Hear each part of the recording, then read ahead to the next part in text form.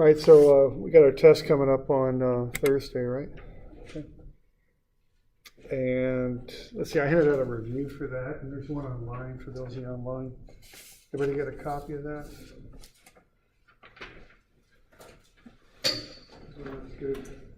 Okay, I'm going to have to run a copy then, I think. I got this one. All right, so we'll go over this review a little bit on Tuesday, okay? As a plan. And why don't we, we'll keep going ahead. What we're getting into now is beam design. We did the first little bit there where we got the moment of inertia, okay? So we went over that on Friday.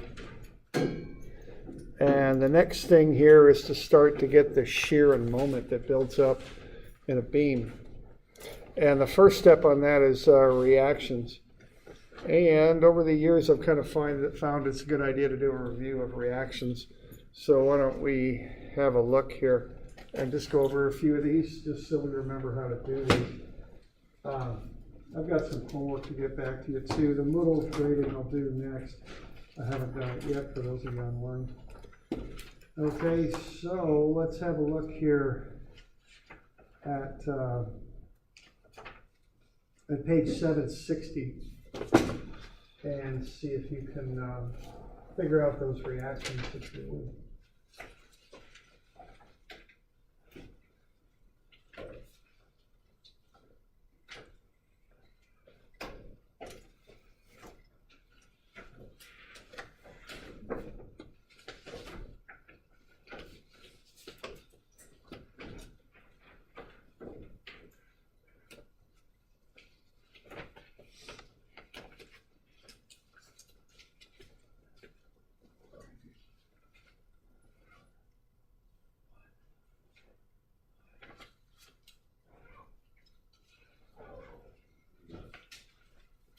So remember the deal on this when you're doing. I've still got one more homework to get back to you. I'll do that tomorrow. Now, when you're doing this, remember you've got 3 equations you can use, right? When you're in 2-dimensional statics, and that's what we're going to stay in. And what they are is sum of fx equals 0. Sum of Fy equals 0, and then the sum of moments about some point equals 0. Quite often you start with a moment equation simply because you can't, quite often force equations are indeterminate. You know, they've just got too many unknowns if you start with them. So on this, I think you'd start with a moment equation. And generally speaking, what you want to do is start with a moment equation that is about a point that has one of the unknowns. That way you eliminate that unknown from the equation. So that's the first thing to kind of start with on this when you're doing these, is that concept. Okay. So you probably want to be doing a moment equation about a point that you that has unknowns on it. Okay, so let's start this.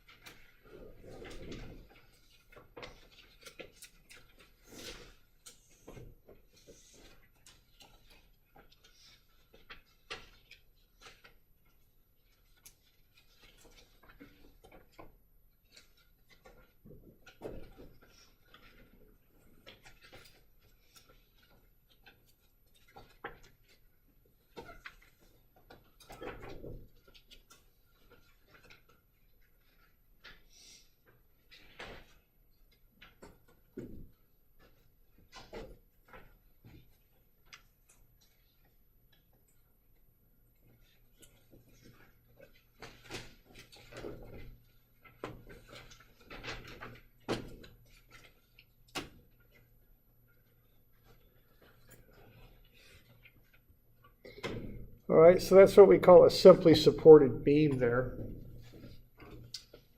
It's got the two supports and then the load in between. It doesn't have an overhang. It doesn't have a cantilever or anything like that. Y'all doing okay with that? Maybe 1,500 and 500 is probably what you're looking for on that. Something like that.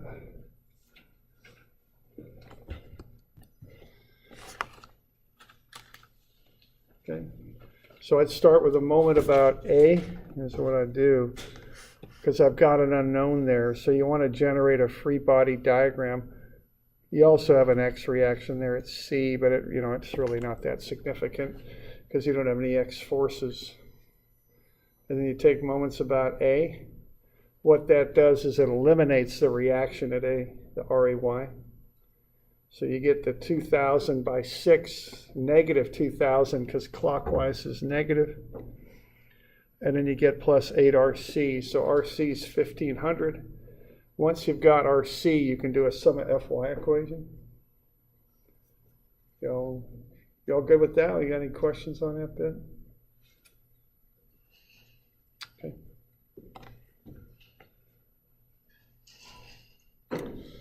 All right, how about that one? Now what you'd be doing on this one is you'd be taking that area of the distributed load diagram and turning it into a force. Okay, so the area of the distributed load diagram, if you look at the units, is kilonewtons per meter times meters, so that comes out to be kilonewtons. So the first thing you'd want to do would be to get that area under the load diagram and put the force at the centroid of the load diagram. Okay. So that's how you'd handle that.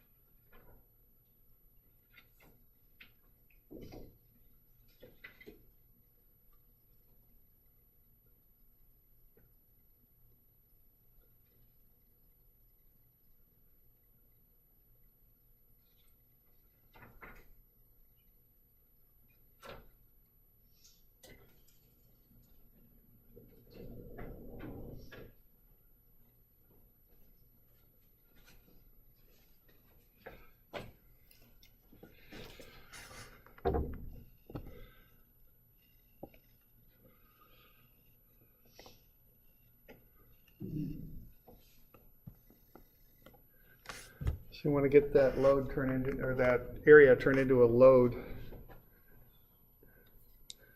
And that load pushes down directly on the, right there, okay? And that load's directed at the centroid of the rectangle is where it's at.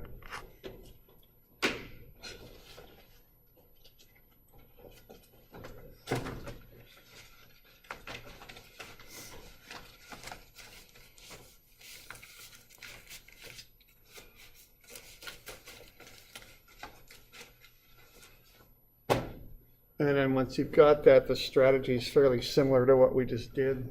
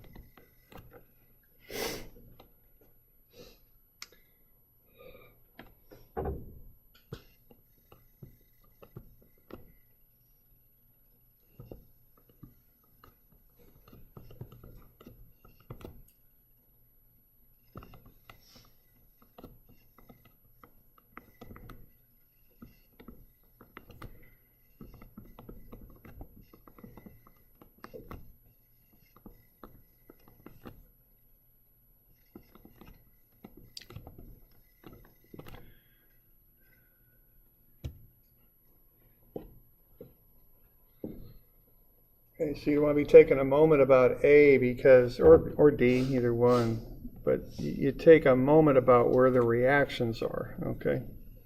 I'm not going to bother with the X reactions because there aren't any X forces, so there's no need. Yeah, you know, if there's X forces, you'd have X reactions, but being as we don't, you know, there's no, the RDX and the REX would just be 0 anyway. Okay. So what do we got? 20 by 2 is 40, and 4 by 6 is 24, and that's 44 divided by 8. Is that right? Oh, 64. So it's 8 and 16. Is that the reaction? Okay. All right. So we're doing all right with that. So right there, right, so you can read that. So you're going to have 20 kilonewtons, 2 meters from A. Half of 4 makes 2. The centroid of a rectangle is at the midpoint. So sum of MA is negative clockwise. 20 by 2 minus 4 times 6 plus 8 times RD. So 8 RD is 64, so RD is 8. Then sum of FY. Once you got one of the Y unknowns, you only have one left, so then you can use the simpler sum of force equation to find it. So that's RA minus 20 minus 4 plus 8, so RA is 16.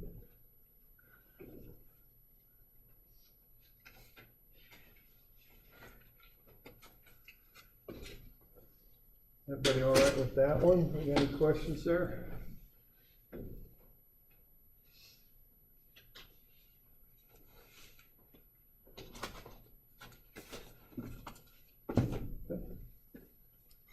We're good.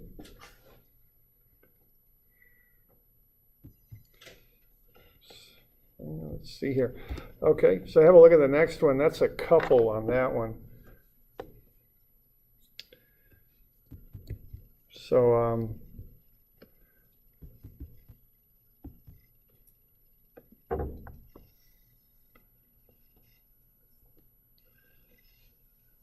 now the thing with a couple, it's just like taking a wrench and just turning it in. So we got 3,000 Newton meters there at B clockwise.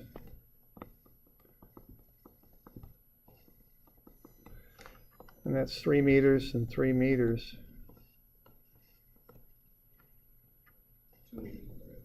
Oh, thanks. Okay, 2 meters. Now, the thing with this is the moment arm is already in the couple. Okay?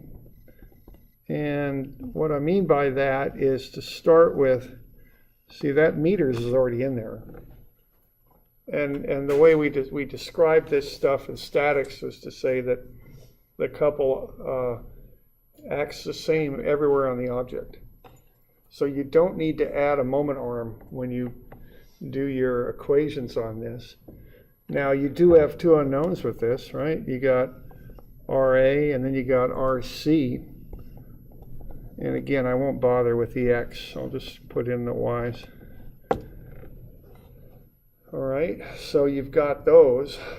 So you can't just go sum of Fy is 0. So you do want to start with a moment equation. And just like before, I'd probably start with a moment equation about a point about the point where one of the unknowns acts, that allows me to solve for the other unknown. Because if I take a moment about A there, the moment arm would be 0. Okay, so that'd be the way to start that. Now, when you do your moment equation, see that 3,000 already has the moment arm in it. It's Newton meters, so you don't need to include a moment arm. Even though there's one shown, it's actually irrelevant, theoretically, to this. Okay. And I don't know if you remember in statics, but I showed you a picture. I don't know if you've ever done this, but you get a flat tire, you know.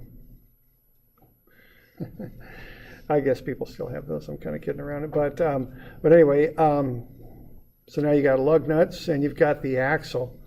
So the tire rotates around the axle, but when you start taking the nuts off there, what you do, you'll put a lug wrench on one of your lug nuts, and you'll apply a moment to it. Well, what'll happen if you don't have your parking brake on or have the car in gear is that wheel will spin, okay? Even though you're applying the moment about a lug nut, the whole tire will spin, indicating that that moment has been transferred over to the axle. Okay, now this is probably more common in cars that had what was called a manual transmission back in the day.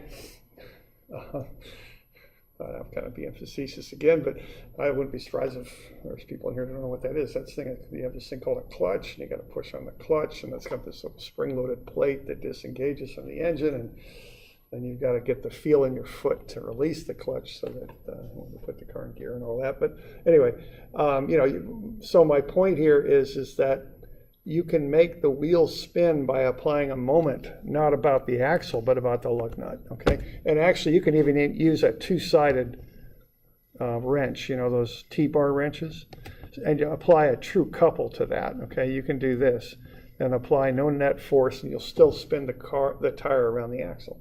So that moment was transferred over to the axle. So this moment here will act anywhere on the beam, okay, with equal magnitude. So there isn't a moment arm associated with the couple. That's the upshot of all this, okay? So if you go ahead and just go sum of MA equals 0, you're going to get 3,000 Newton meters, negative, clockwise.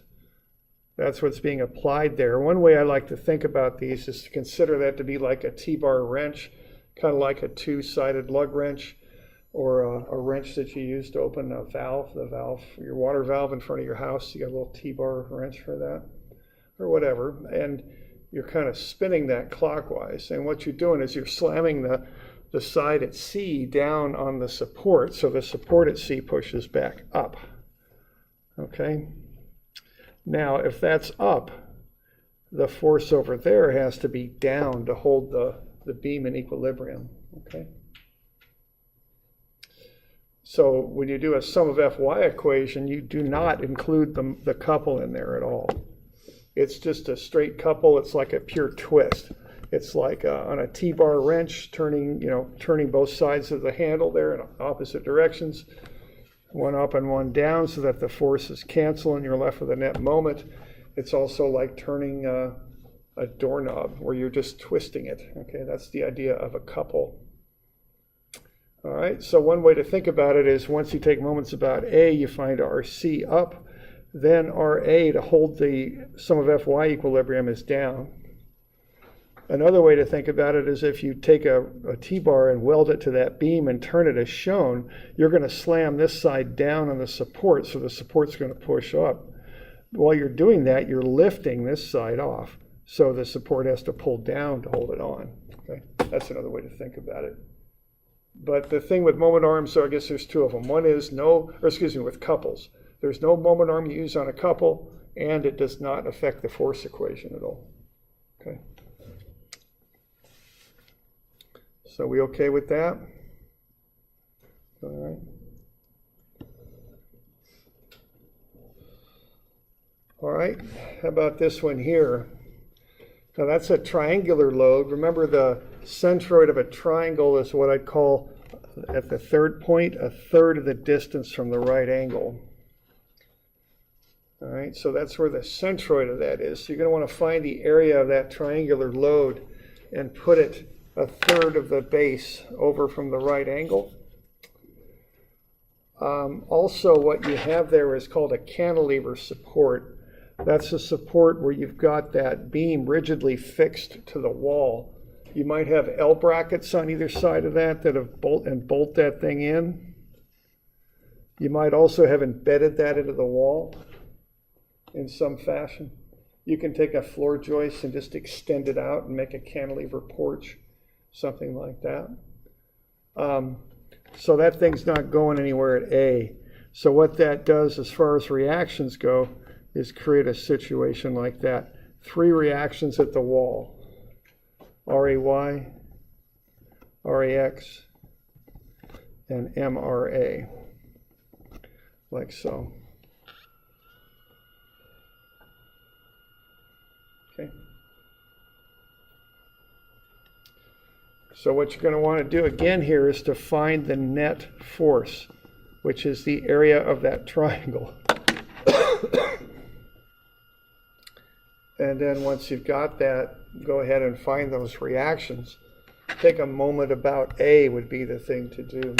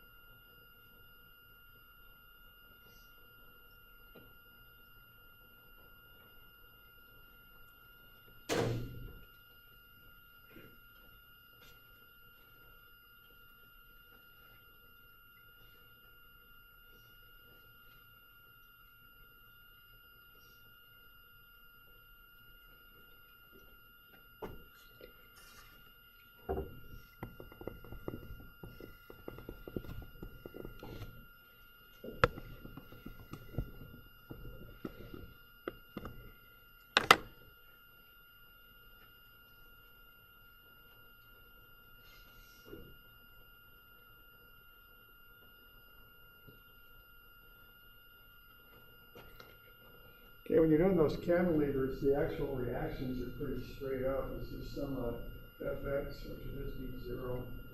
There's nothing going on. Some of Fy and some of moments, and that's it. And that's really all you got to deal with. Okay. So some of Fy will get you RAY. So some of Fy to get RAY.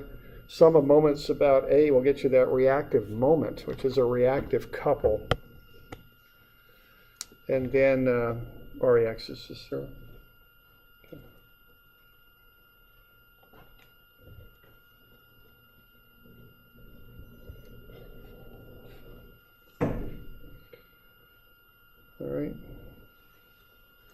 So you got that force upward. And we went through this, if you took statics from me, we went through this a little bit. Where that would shear if you had like a bracket connection there, we went through the benches out there in the courtyard where they got those L brackets and they got bolts. I think it's 4 bolts on a side, but whatever the heck they got. Oh, actually, no, that thing, what that did, if I remember right, was something like this. So here's the bench, and they kind of had little brackets in there with bolts like that. So when you're looking at the sum of Fy part, what that's going to do is tell you the force that's trying to shear the bolts off flush at the wall. Kind of just snap them and go on down. When you look at the couple part, okay, so you got this reactive couple and that. What that's trying to do is pull this top bolt out of the wall. That's what that's trying to do, okay? So we went through that to figure that out. You okay with that? Okay. All right, one more, and then we've got this one. Now this is a composite diagram.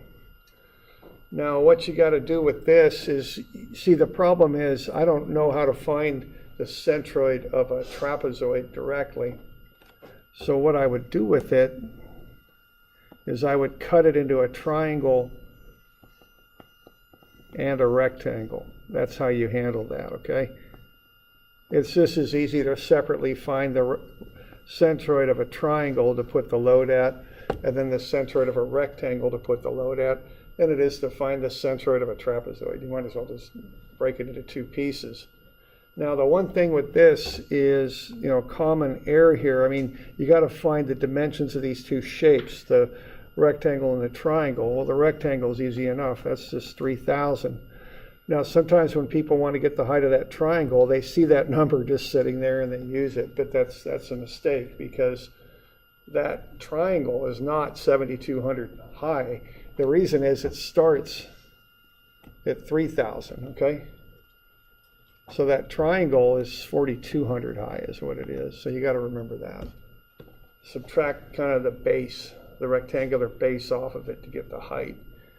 If you do that, you'll get those 2 forces, and then you can find the moment arm for each of them. And then you just do the regular sort of stuff there to find the reactions again. Take a moment about A. Okay.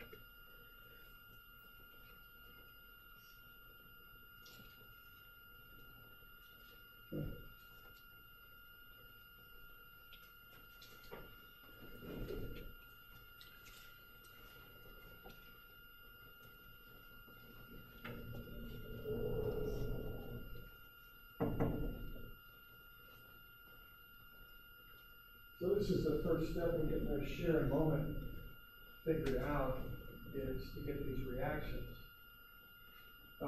We'll do shear and moment diagrams and different things here. We want to be sure we're solid on the reactions.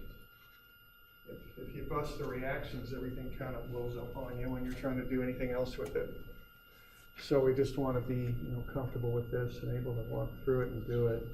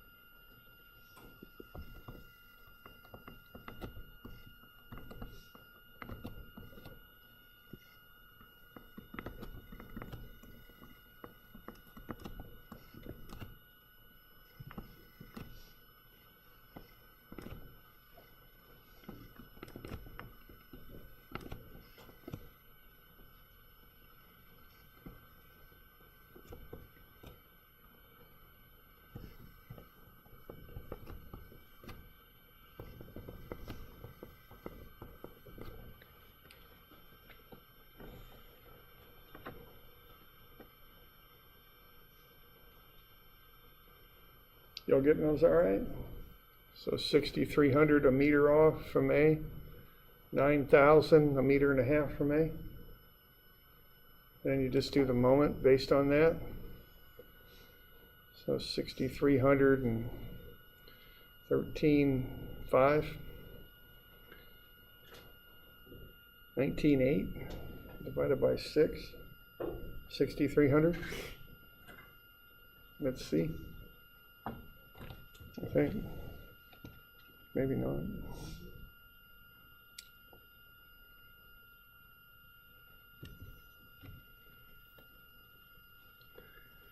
Okay, so 6,300 a meter from A, 9,000 a meter and a half from A, and then you can do the moment about A. So 6,300 by 1 and 9,000 by 1.5. And then when you do the moment, you're going to divide 6 into that. So it's 3,300 at C, and then a sum of Fy will get you 12,000 at A. All right, and that's, we did that in statics quite a bit, if you remember. And, I just want you to be comfortable with this. I don't want to be tripping up on this, when we're going through it in strengths, okay? And, take your time on these again, because if you bust something on these, it'll really just mess up your equations, for whatever else you're doing with it, shear and moment, okay? So, all right, so we got that, we're good?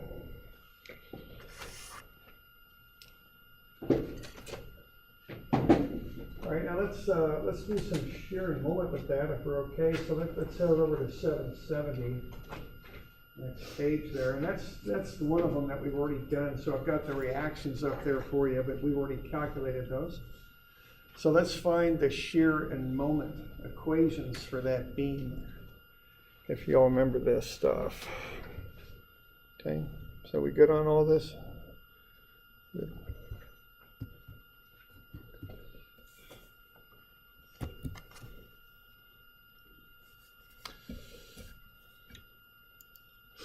All right, now what we want to do here next is go inside the beams. I mean, that's what we do when we analyze the things in this class. And we're going to want to find what's happening inside as far as the shear and the moment go.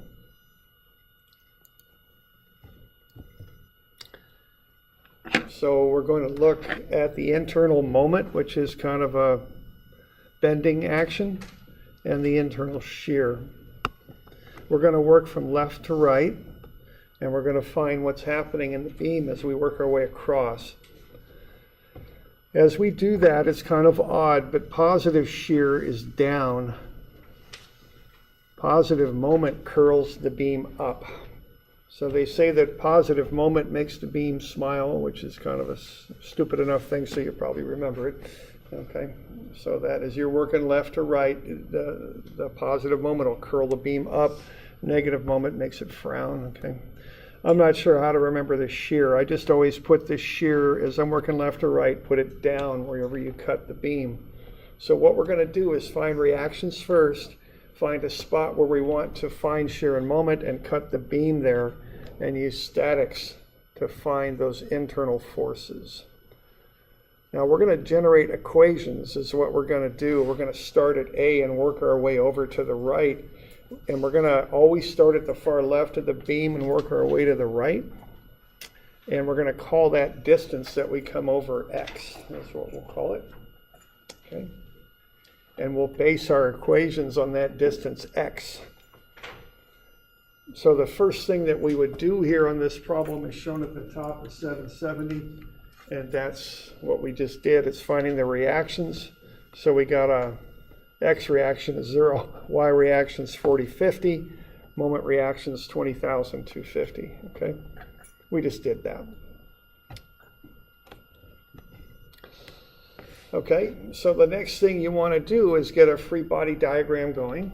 Every time there's a break in the beam loading pattern, such as there is at B, you need to come up with a new free body diagram.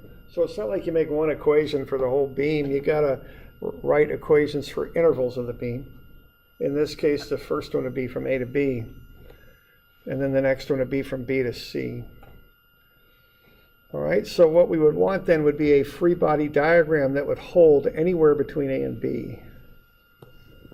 So what we got is 4,050. And then we've got that reactive moment of 2,250. And we've got nothing else as we're going from A to B. That's an unloaded section of beam. And so when we get to wherever we cut the beam, which is any distance between A and B, so this will hold between x equals 0 and x equals 2. Anything between those values, these equations will hold for. And we've got a distance there of x.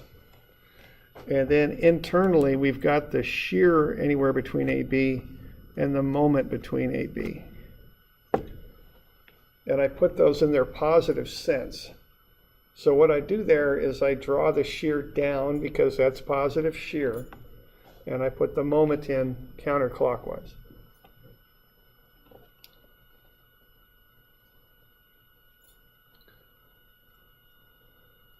All right, now what I got to do then is I just use statics to solve for those internal forces, okay, and moments.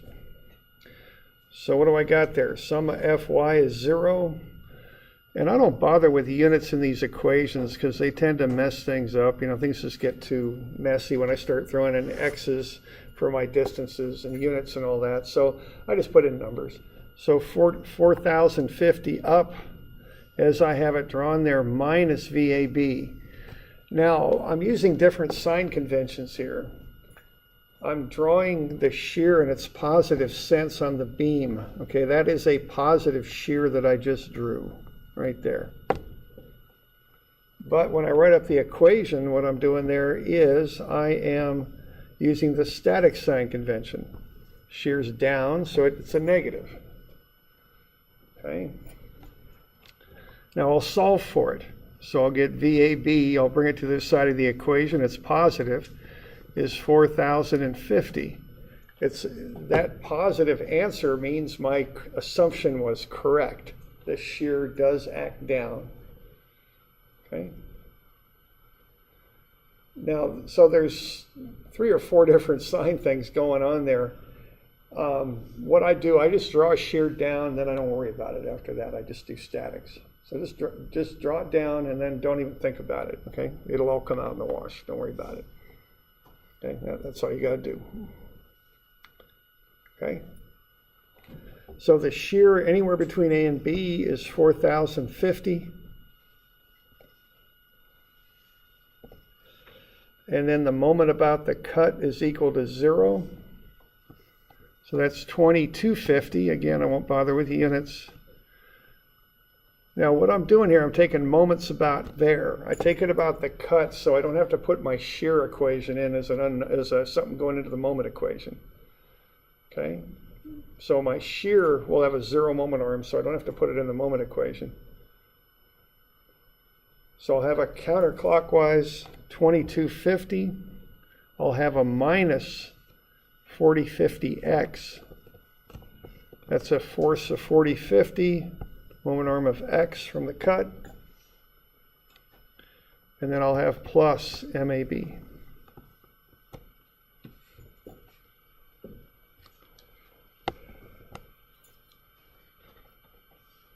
All right.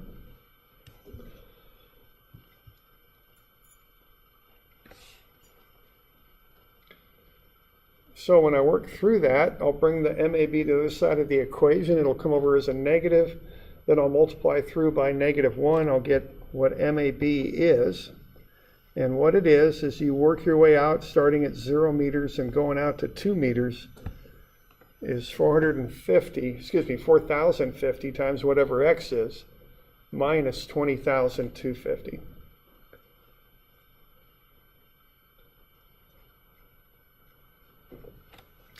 So this is the shear and the moment anywhere between A and B.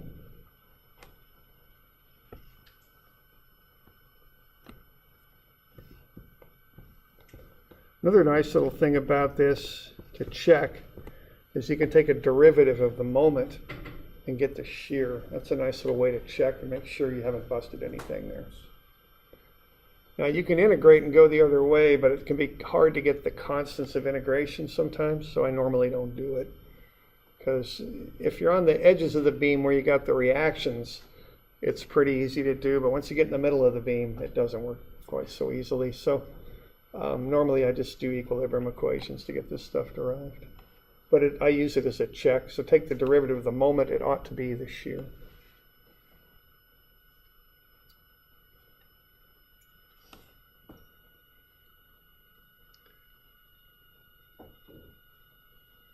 Is that true in other problems? Yeah, it's a general rule. What you're really doing here is graphical integration. You're going from the load diagram, load to shear, shear to moment, and they're all graphical integrations is what they are. So if you go back the other way, which is easier, derivatives are easier than integrations, you just take derivatives to walk it back. And we'll get to that in a little bit more detail later, but that's the idea. Okay.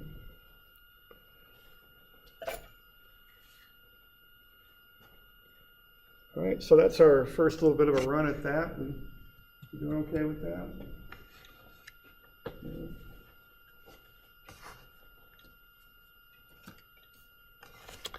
All right, so don't really have any homework this time, so we won't worry about that. We'll go over that test review, and I'll cover, the homework that I have assigned, that torsion problem. I'll cover that a bit, and the moment of inertia stuff I think we covered too. So we'll cover that on Tuesday too, tomorrow. But then also if you have questions on the test stuff, we'll go over that review too. Okay. Well, I still need to make a copy of that, don't I? So okay. So there we go. Okay. Thanks.